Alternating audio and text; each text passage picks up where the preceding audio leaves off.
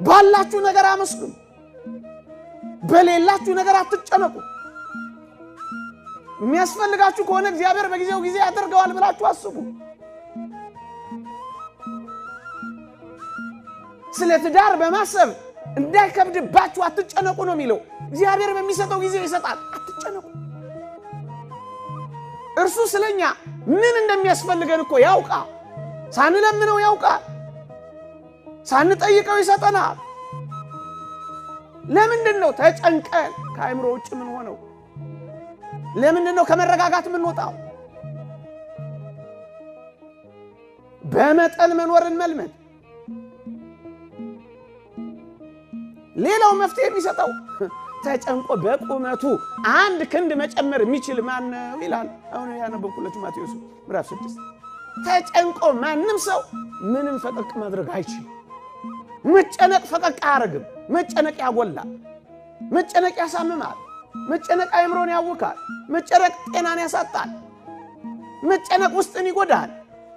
መጨነቅ ማህበራዊ ህይወትን ያቃውሳል መጨነቅ ጥፋት እንድታጠፉ ይገፋፋል መጨነቅ ጥሩ ውሳኔ እንዳትወስኑ ያረጋችኋል መጨነቅ የአእምሮ ህመም ያመጣባችኋል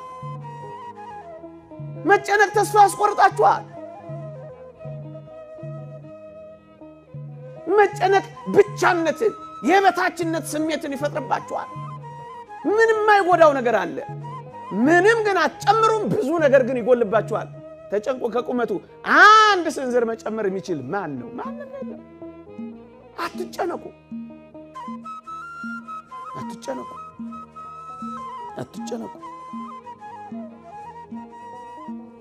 ሌላው አንድ ወይም 2 ደቂቃ በተለይ ወጣቶች በዚህ ዘመን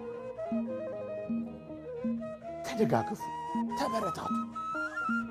በተለይ ክርስቲያኖች እርስ በርሳችሁ 3 የምትበሉ ተጨንቀው የሚበሉት ላጡ አካፍሉ ወገኖቼ ወደኛ የሚመጣ የየትኛውም ሀብት የኔና የናንተ ብቻ አይደለም እደግመዋለሁ የኔና የናንተ ብቻ አይደለም እንናከፋፍል ነው ለኔና ለናንተ የተሰጠ ብቻህን እንድትጨርሰው አይደለም እግዚአብሔር የሀብትን ጸጋ አንተ ጋር ያጎናጸፈው እንድታከፋፍልለት ነው ወደ አንተ የመጣ የወንጌላችን ትልቁ ተልእኮ ስጦታ ነው እኛ እንኳን የዳነው በስጦታም አይደለም ትልቁ ጸጋችን እኮ ስጦታ ነው መጽሐፍ ቅዱሳችንን ገልበጥ አርጋችሁ ስታዩት የሚያስፈልጋቸውን ባትሰጧቸው ምን ይጠቅማቸዋል እኮ ነው ያለው በተለይ በዚህ ዘመን ዝም ብለን እንዲሆነ ብለን ማውራት አይደለም የዚህ ማህበራዊ ሚዲያ እሱን አይደለም የሚያስፈልገው አንድ ደሃ አለህ የምታበላው አንድ የተጨነቀ ወጣት አለህ የምታሳርፈው የክርስቲያኑ ስራ እኮ ነው በጥንቱ ዘመን ምን ይደረግ ነበር መሰላችሁ በየሳምንቱ በዕለተ ሰንበት ቅዳሴ በየአጥቢያ ቤተ ክርስቲያናት በጥንቱ ዘመን እንምላችሁ በዚህ በቅርብ ዘመን አይደለም ከሐዋርያት ዘመን በኋላ በነበሩ ዘመናት ነው ሳንቲም ይሰበሰባል ያ ሳንቲም በየአጥቢያው ያሉ ድሆችን ይረዳል ያጠግባል ለምንድነው ተስፋ የሚቆርጡብን ካላችሁ ብቻችን ገንዘቦቻችን የክርስቶስን ገንዘቦች ብቻችን መጨረስ ያዘ ምን ያረግልሃል ወንድም ተራቅቶ አንተ በተመቹ